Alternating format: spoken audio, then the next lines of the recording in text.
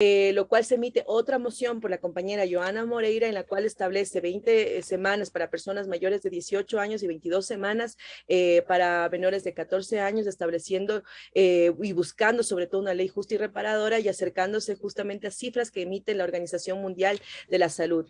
Justamente el día de ayer se dio el segundo debate, en la cual también existieron posturas divididas, unas a favor, otras en contra, lo cual se establece que es necesario volver a debatir dicho proceso en la comisión, y tiene la comisión el periodo de 8 días para regresar al pleno y poder votar dicho proyecto, el informe de mayoría como el informe de minoría, y de ahí establecer lo que la Asamblea deberá tener esa normativa y estar pendiente del veto que se puede dar parcial o total del presidente de la República. ¿Qué piensa usted del informe de mayoría que fuera debatido ya en el Pleno?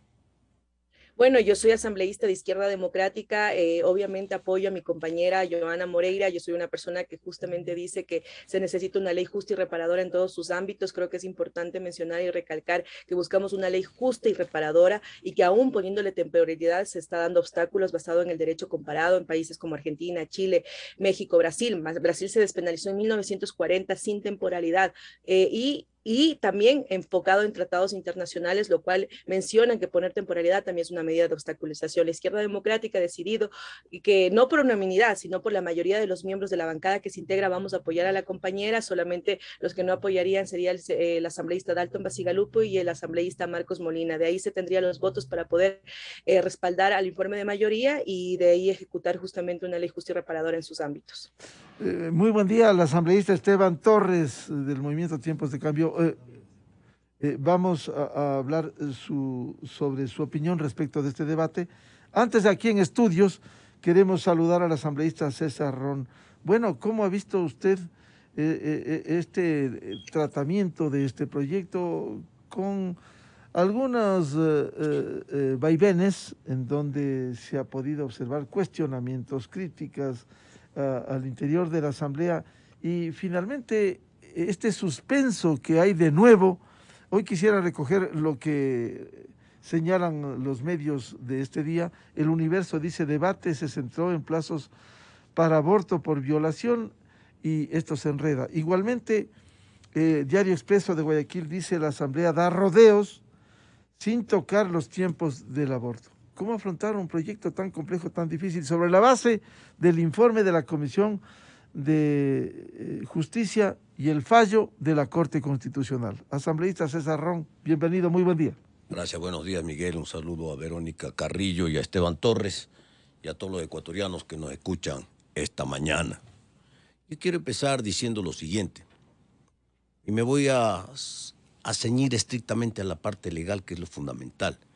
Esto es un informe de la Comisión de Justicia, de la Asamblea Nacional, y por lo tanto tiene que cuidar eso, la legalidad, que esté en derecho y que esté dentro de la Constitución. ¿A qué me quiero referir? A dos cosas que son fundamentales. Que hay excesos y extralimitaciones de la Corte Constitucional es un hecho cierto y real.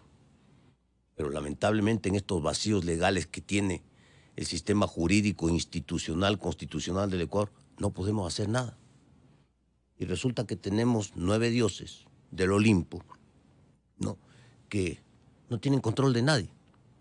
Antiguamente era la Corte Suprema de Justicia y había una sala constitucional que podía revisar los fallos constitucionales. Hoy, nada. Y entonces, que dentro de las funciones de la Corte Constitucional, que están entre los artículos 429 y 440, el 436 de la Constitución establece las funciones de la Corte Constitucional. Y en ninguno dice, escúchenme bien, ecuatorianos, ordeno a la Defensoría Pública que haga una ley y que después de que haga una ley le mande a la Asamblea para que termine la ley. El ámbito de la Corte Constitucional es ese, constitucionalidad, que esté dentro de la Constitución, ese es el ámbito de acción.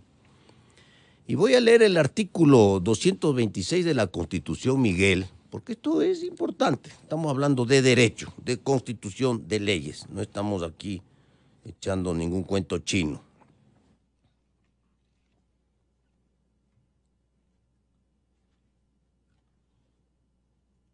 ¿Se refiere se refiere al sector público? Sí, Miguel. El 226. 226. Aquí está el 226. Si me permiten, voy a dar lectura. Dice, las instituciones del Estado, sus organismos, dependencias, las servidoras o servidores públicos y las personas que actúen en virtud de la potestad estatal ejercerán solamente las competencias y facultades que les sean atribuidas en la Constitución y la ley. Solamente. Ninguna otra más. Tendrán el deber de coordinar acciones para el cumplimiento de sus fines y hacer efectivo el goce y ejercicio de los derechos reconocidos en la Constitución. ¿A qué me refiero? Al 436, que es bien extenso, que están las funciones de la Corte Constitucional y que si ustedes leen en su casa van a ver que aquí no hay ninguna función de la Corte Constitucional de ordenar hacer leyes. Porque si la Corte Constitucional quiere ordenar hacer leyes o le gusta hacer leyes a estos 9 jueces, entonces mejor es que cierren la asamblea y se dediquen ellos a hacer las leyes. Porque la única, por Constitución, que puede hacer leyes y fiscalizar es la Asamblea Nacional. Entonces aquí tenemos un problema de justicia, de extralimitación de justicia. Pero luego viene algo que también está vigente, que las sentencias o dictámenes de la Corte Constitucional son inapelables y de última instancia. Y quizás por este motivo es que la Corte Constitucional se extralimita en sus funciones debido a que sus fallos son inapelables y de última instancia. Y entonces, cuando son inapelables de última instancia, ¿qué le corresponde en este caso a la Asamblea Nacional, a la Comisión de Justicia? Coger el fallo, la sentencia, porque usted jurídicamente la sentencia no la puede dividir, pues esta parte de la sentencia sí, acato, y esta otra parte de la sentencia no. Tiene que coger toda la sentencia como un todo, y eso es lo que tenía que hacer la Comisión de la Asamblea Nacional de Justicia, que no lo hizo, porque no respeta, porque pide la Corte Constitucional, pide que se establezcan plazos, ¿no? Que se dé las pautas para el balance entre la persona violentada y los nasituros, ahí sí aplicando pues el artículo 45 de la Constitución, que establece que se tiene que defender la vida desde la concepción. Y finalmente, ¿no? ¿Qué es lo que cambia la Corte Constitucional? Cambia el artículo 150 del Código Integral Penal, que tiene 2 excepciones para el aborto, 2 que están vigentes, ecuatorianos, por Dios. Lean las leyes. ¿Y cuál es la primera excepción del artículo 150 del COIP? Cuando se trata de salvar la vida de la madre. Y el inciso 2 era cuando había una violencia, una violación a una persona con discapacidad. Eso se cambia por violación. Punto. Ahí se acaba el artículo. Esa es la sentencia de la Corte. Entonces, ¿qué se ha hecho? No es que existe pues aquí una despenalización del aborto en el Ecuador, que es lo que se ha confundido, porque todo el mundo habla de la despenalización del aborto. Señores, no hay despenalización del aborto. Lo que no hay es castigo. No hay castigo para la persona que ha sido violentada, de acuerdo al artículo 150, inciso 2 de la Constitución. Así es que hagamos las cosas en derecho, hagamos las cosas en la ley. El defensor del pueblo también el 150 es del Código Orgánico Integral Penal. Así es, 150 del Código Integral Penal. Es, a mí me gusta hablar con los artículos, con las leyes y lo que dicen las leyes, Miguel, porque es un tema de justicia, no es de creencia religiosa, no es de fe, no es de que estoy a favor del aborto o en contra del aborto, a favor de los no violados. No, señores, lean las leyes. El Ecuador tiene unas leyes, una constitución. Entonces, mire usted la barbaridad. Cuando dice la Constitución que se defiende la vida desde la concepción, artículo 45 de la Constitución, y resulta que la Comisión de Justicia primero puso 28 semanas para el aborto. 28 semanas, ¿sabe usted cuántos son 28 semanas, Miguel? 7 meses. A los 7 meses los niños nacen, tienen vida, son grandes, nacen. ¿Qué se llama eso? Asesinato. Después bajan de 28 semanas con una facilidad a 22. A los 6 meses también el niño ya está hecho, está listo para nacer. Entonces aquí tiene que ir a la ciencia, lo que dice la ciencia. Y muchos he oído a varios científicos, yo no soy médico, pero sí voy a las reuniones y escucho lo que dicen los científicos, ¿no? Y recomiendan que sea hasta las 14 semanas. Entonces hay ahora un informe de minoría que establece los plazos. Pero yo no quiero hablar de los plazos, yo quiero hablar de la sentencia de la Corte Constitucional, que es de última instancia e inapelable.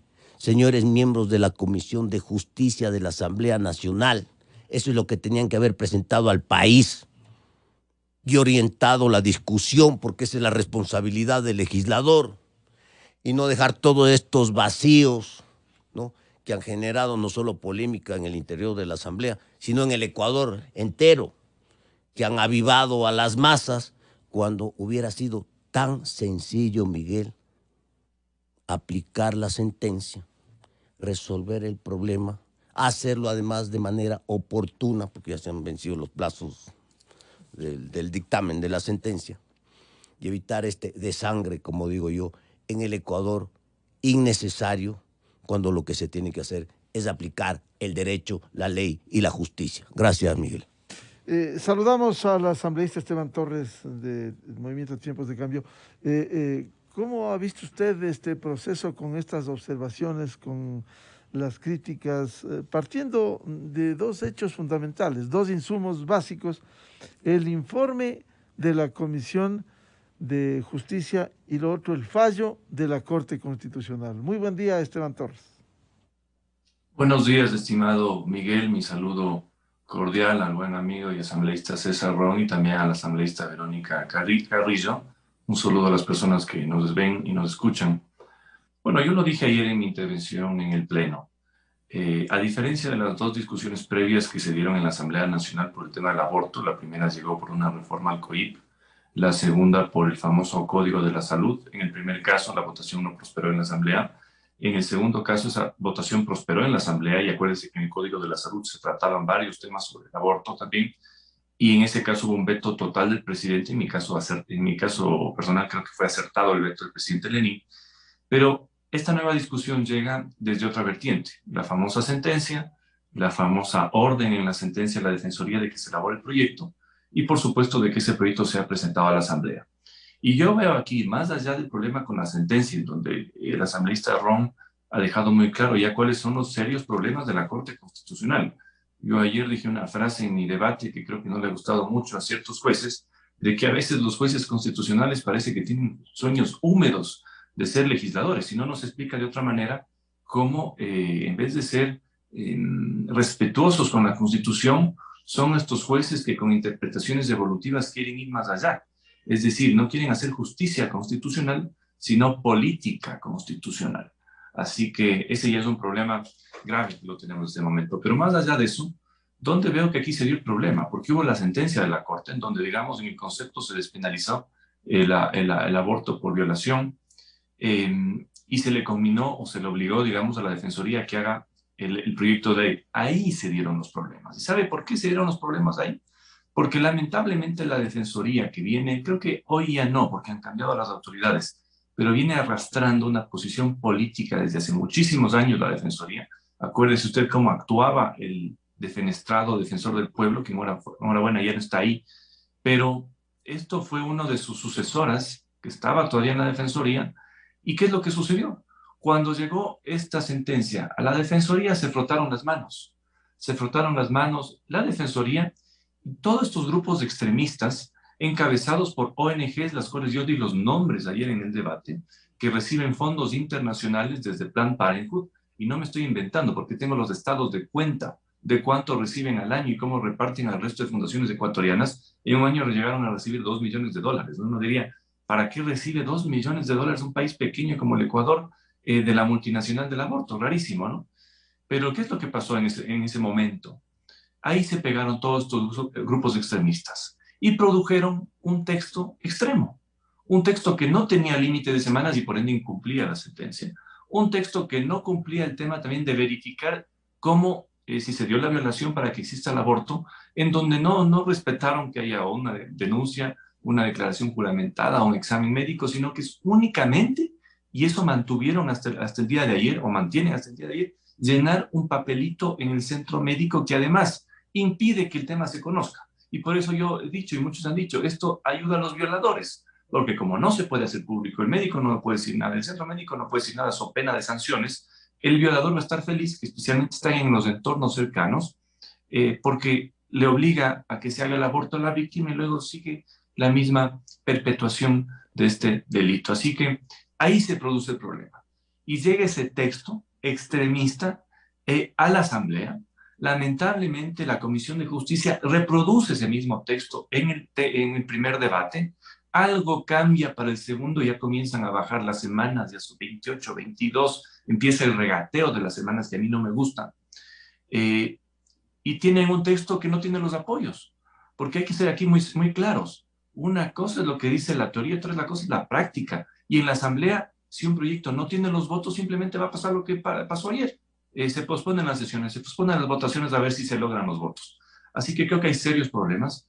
Y yo creo que, y yo no veo que, al menos desde la ponencia del proyecto, se quiera modular estos temas. E incluso si se llegara a modularlos, y hay un malestar entre los legisladores de que esta ha sido una suerte de bingo, una suerte de, ¿no te gusta la semana 28? Bueno, vamos a la semana 22 a la 20. ¿No te gusta esa? Vamos a la 18 y a la 2. Como que aquí se tratara de regatear en qué momento van a vivir y a morir ciertos ciudadanos que están en el vientre materno y que además según la Constitución tienen protección constitucional. Tienen protección constitucional. El problema es que a mucha gente eso no le gusta.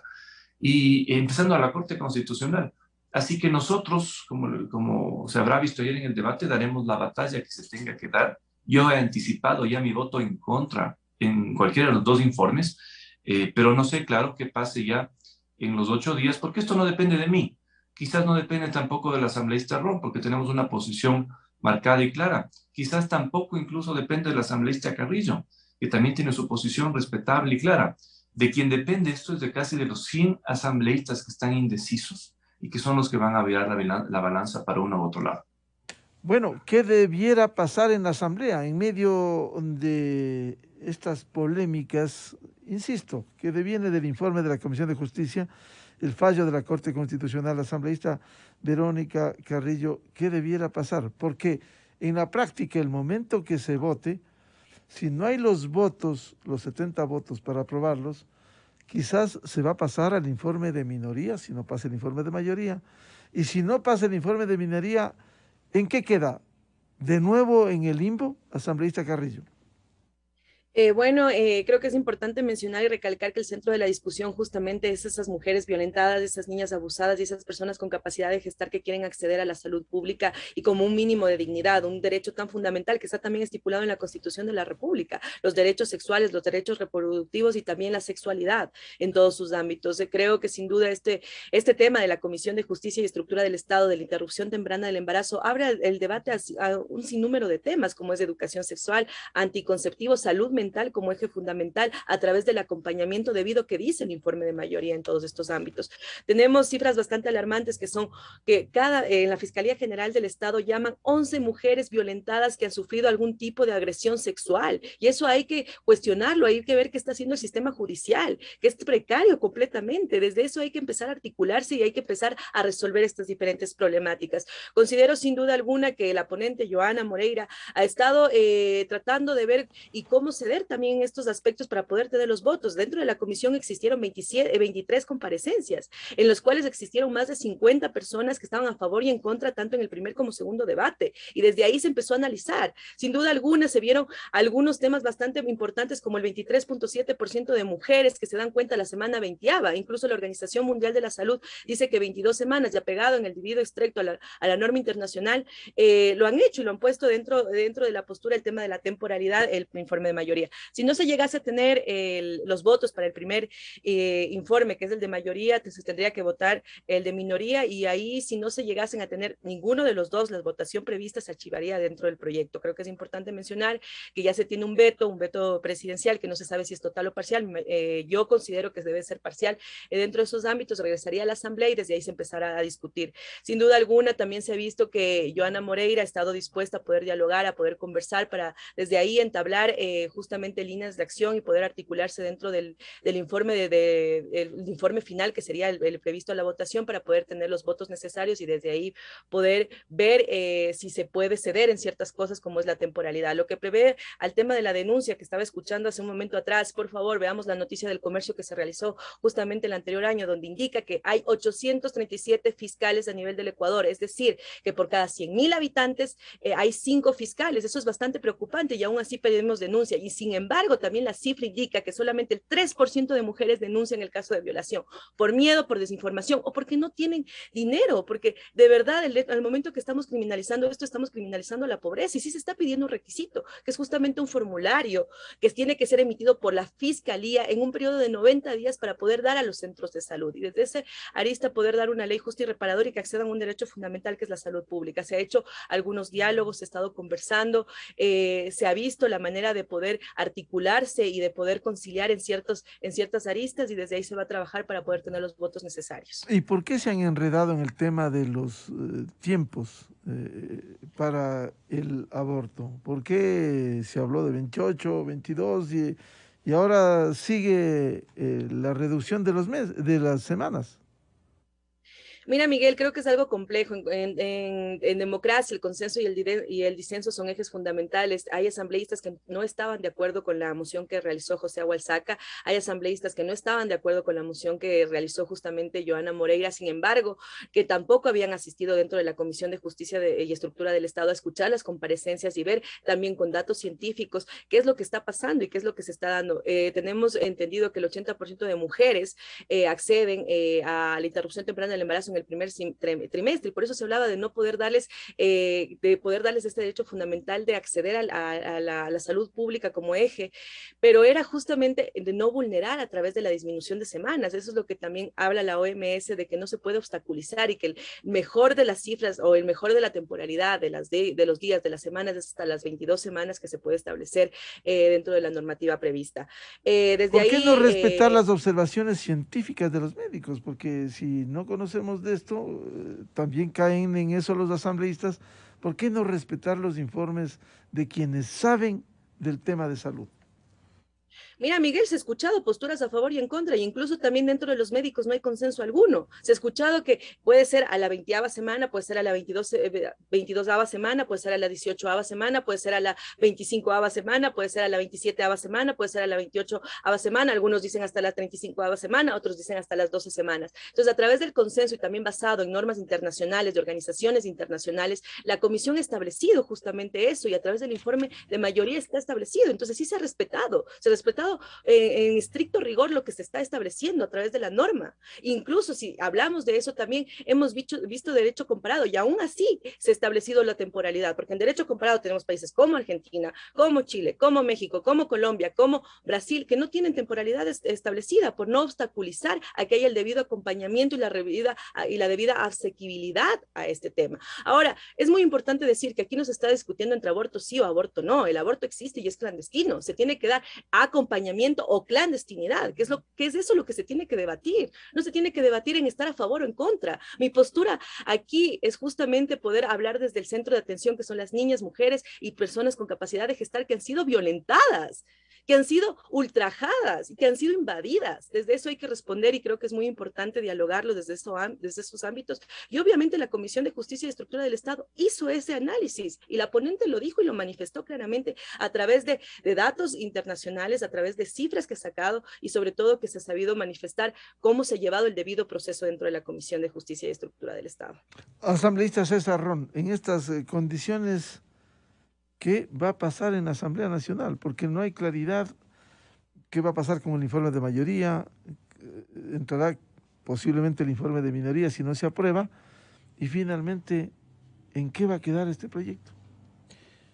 Miguel, voy a retomar dos temas. El uno, el delito de violación. Delito de violación. ¿Dónde están los violadores? El violador tiene que ir a la cárcel. Si no queremos la denuncia porque puede dañar más el espíritu de la persona violentada, de la joven, de la mujer, entonces hago una declaración juramentada, pues. Yo, Pepita López, firmo que el señor XX me violó. Declaración juramentada. Aliviemos los procesos, agilitemos los procesos. Tiene que haber algo, pues, para poder atacar el delito y al violador meterlo a la cárcel, que es donde corresponde. Porque, Miguel, le quiero recordar al país, en la asamblea anterior se habló, en una discusión de estas que Esteban Torres mencionaba, de la posibilidad de la castración química. Un escándalo en la asamblea, pues. ¿Cómo los derechos humanos de quién? De los violadores. Que han cometido un delito y han afectado gravemente la vida de una persona. O los derechos humanos de las víctimas. Y vamos a tener que hablar claro. O vamos a ir a una consulta popular. Y era algún asambleísta dijo, bueno, deberían ir. No hay pena de muerte, dijo. Entonces que vaya a cadena perpetua. Y entonces, ¿por qué no la castración química? Preguntémosle pues, al pueblo ecuatoriano una consulta popular. ¿Qué quieren hacer con todos estos delitos execrables? Ese es un tema.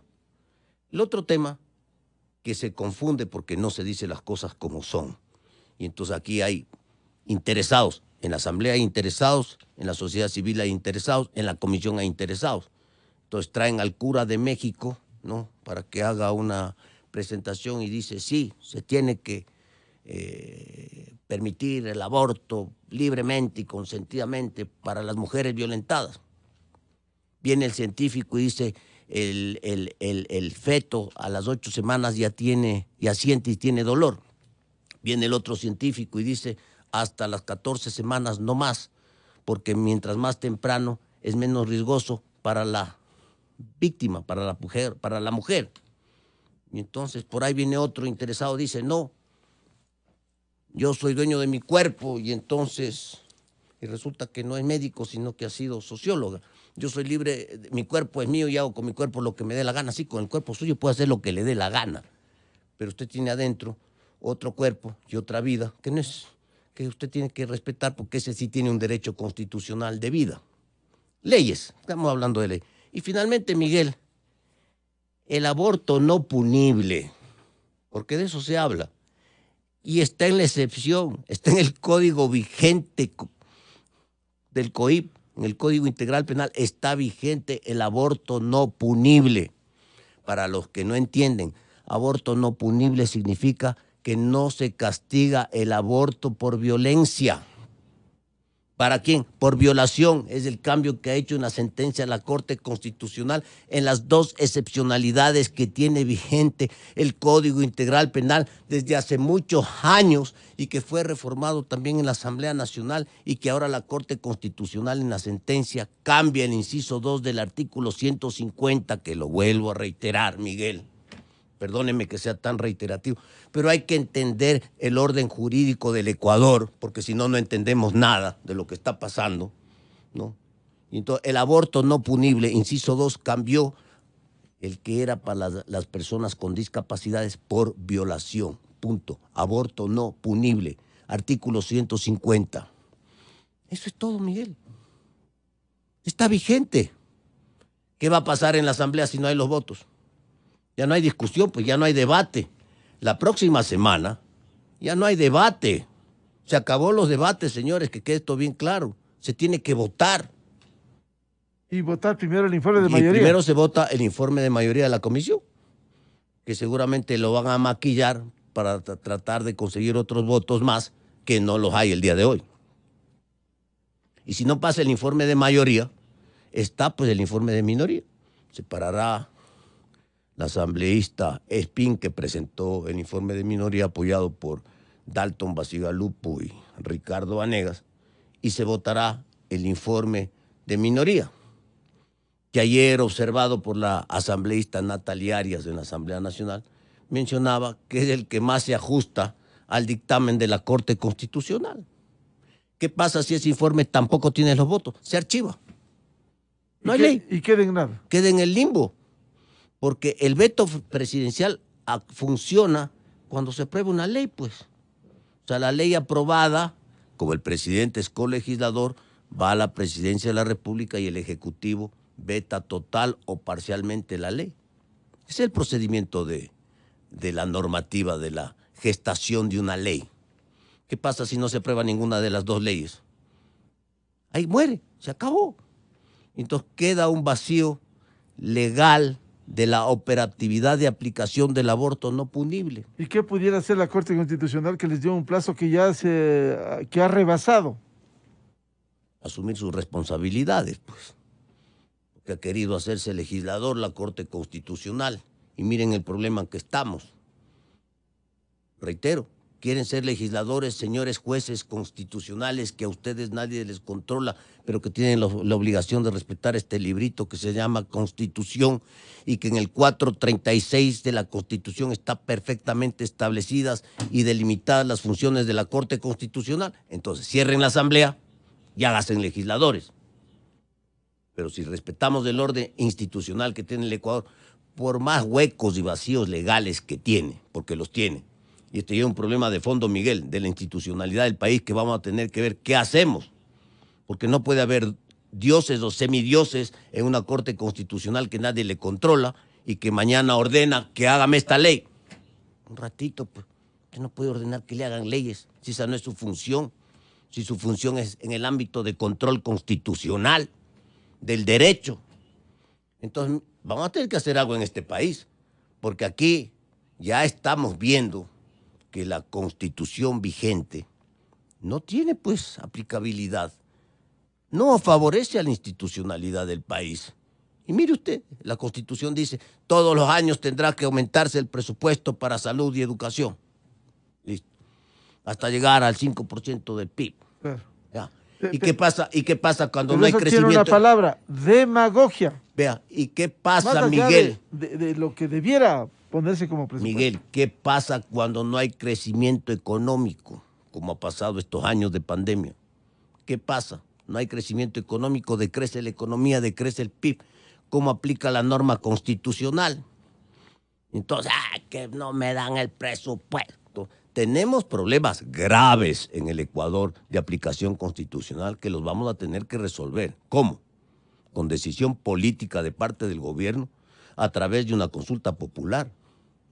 La Asamblea Nacional tampoco, como están las cosas del día de hoy en la Constitución, aporta a la gobernabilidad. Hay que pensar seriamente en cambiar la estructura de la Asamblea con una doble cámara, la Cámara Baja y la Cámara Alta, para que en esta suerte de cruce se pueda hacer control político y se pueda más que nada tamizar tantas leyes malas que salen, que nadie las tamiza, nadie las revisa, nadie les cambia, nadie las mejora. Buscar mecanismos, porque si ya el Ecuador votó para que desaparezca o se elimine el Consejo de Participación Ciudadana, ¿quién va a elegir las autoridades de control? El Congreso de la República. ¿Cuál Congreso? Este bicameral, pues, donde la Cámara Baja propone y el Senado designa a las autoridades de control, donde la Cámara Baja no plantea el juicio político al funcionario público XX y el Senado lleva adelante el proceso de juicio político para tener gobernabilidad, para tener acuerdos, elecciones de en segunda vuelta. Miguel, hay que abrir los ojos en el Ecuador, porque aquí todos estamos sentados muy cómodos calentando el puesto, ¿no?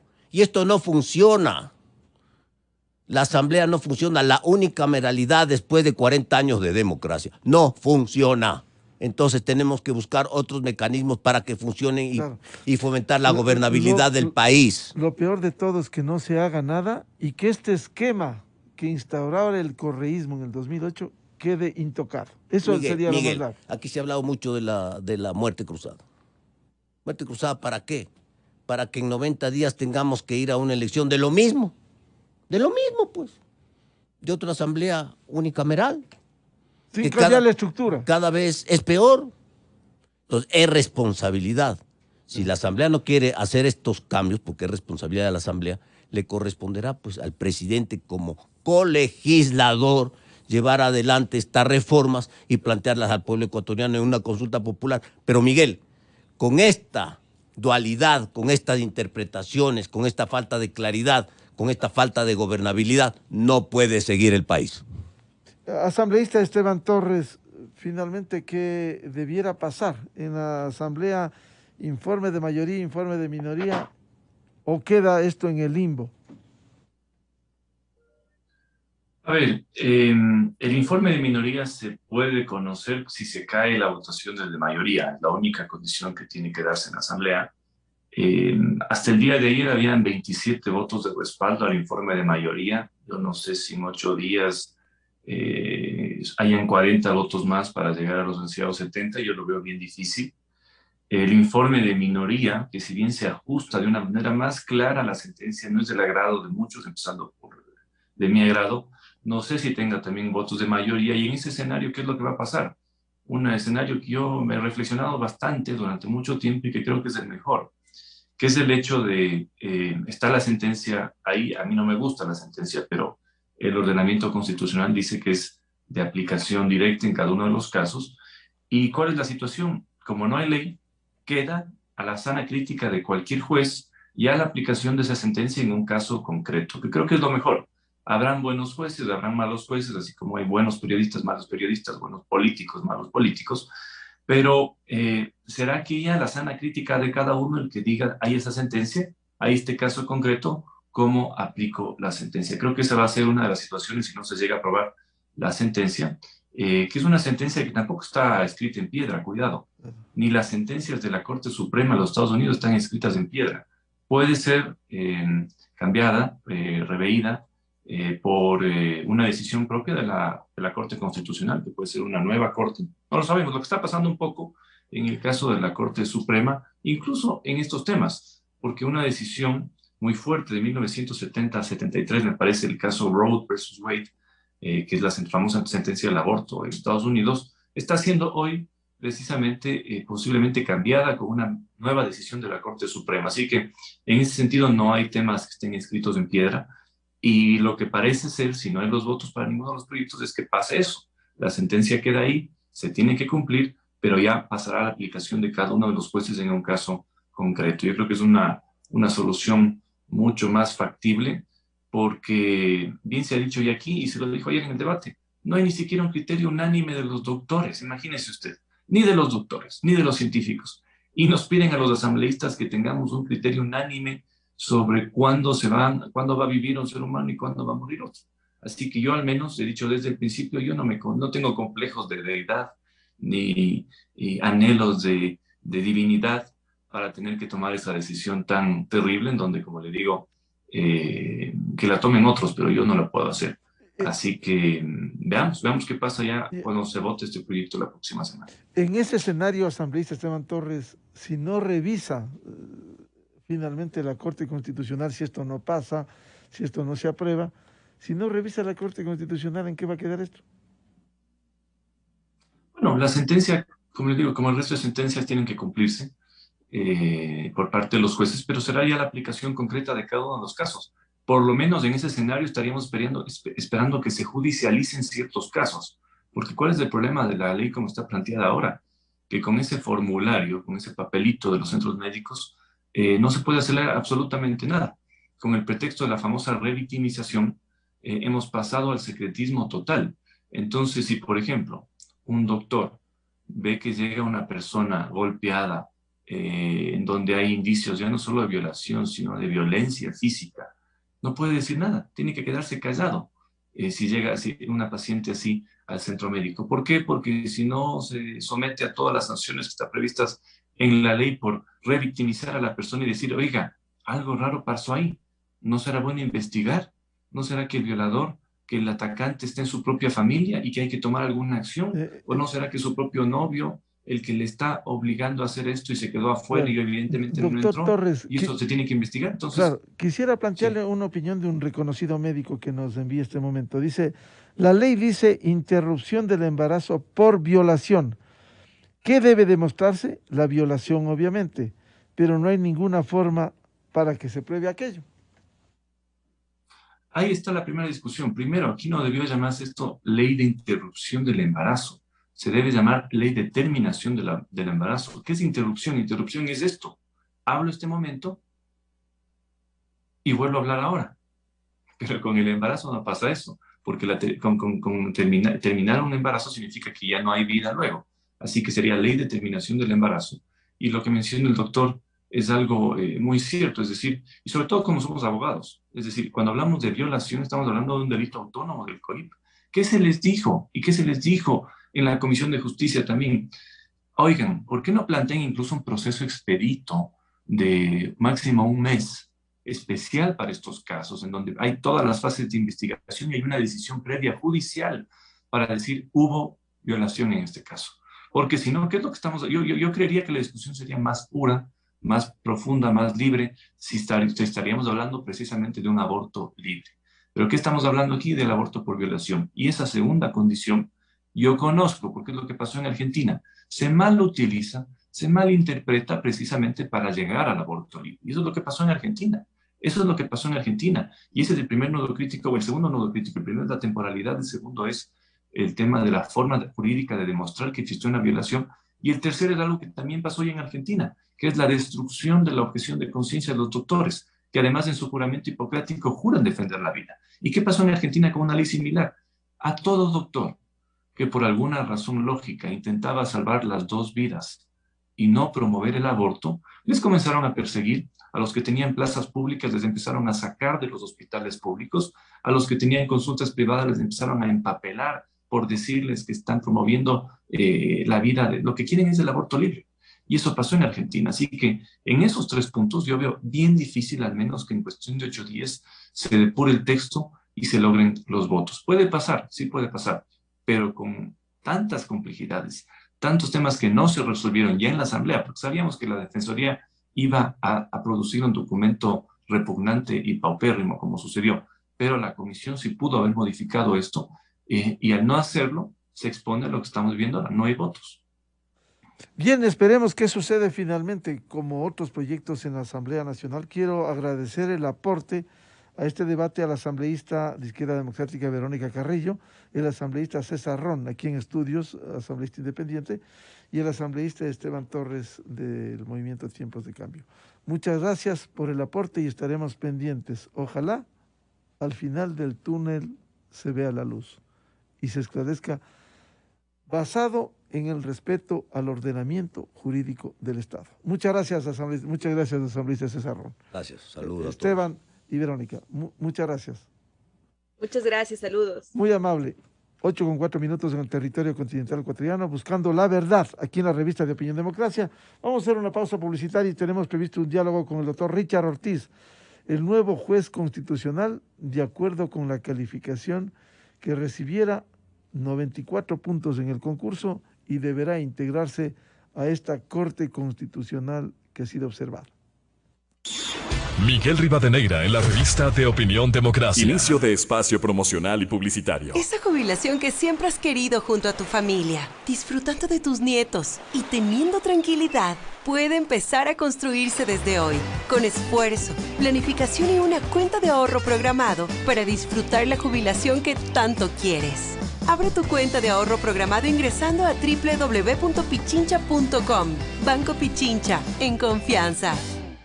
El Dorado Restaurante te invita a celebrar el amor y la amistad con lo mejor de nuestras especialidades gastronómicas en la semana del 7 al 14 de febrero. Ostras frescas, centollas gigantes, pangoras, paellas, salmón chileno, rack de cordero, magret de pato, además carnes importadas, picaña y ribeye